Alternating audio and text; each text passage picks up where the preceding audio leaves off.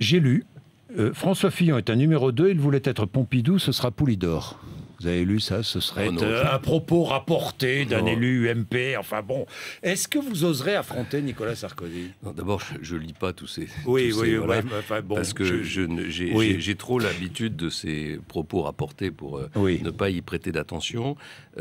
Moi, j'ai été un Premier ministre loyal, parfaitement loyal à Nicolas Sarkozy pendant 5 ans. J'ai même largement participé à sa campagne en 2007 ça vous a, et ça avant vous a 2007. fait mal lorsqu'il vous a traité de collaborateur? Franchement.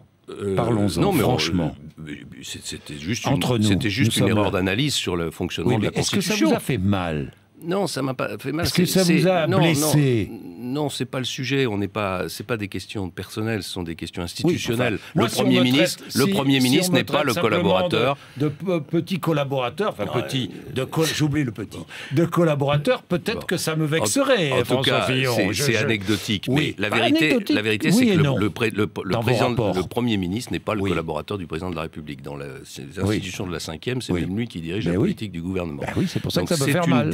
C'est une dérive qui a fait l'objet d'ailleurs de corrections au fil du temps, parce que sur les 5 années que nous avons passées ensemble avec Nicolas Sarkozy, beaucoup de choses se sont, comment dirais-je, équilibrées avec le temps. Et finalement, le couple que nous avons formé, quand on le compare à ceux des autres, aux autres couples président-premier ministre de la Ve République, a plutôt bien fonctionné. Simplement, voilà, on est allé aux élections présidentielles, on a perdu les élections présidentielles, on a perdu les élections législatives. Moi, j'ai aujourd'hui une expérience, une sensibilité. Je veux proposer un projet aux Français. Je pense que le risque de déclin de l'économie française est beaucoup plus grave que la plupart de mes amis ne l'imaginent. Beaucoup pensent qu'on est dans une affaire de cycle, que la croissance va revenir toute seule. Je ne le crois pas du tout. Je pense que la société européenne et française en particulier est menacée de déclin. Il faut donc des réformes beaucoup plus radicales que ce qu'on a fait dans le passé. Moi, je veux les proposer aux Français et je le ferai quel que soit l'environnement politique.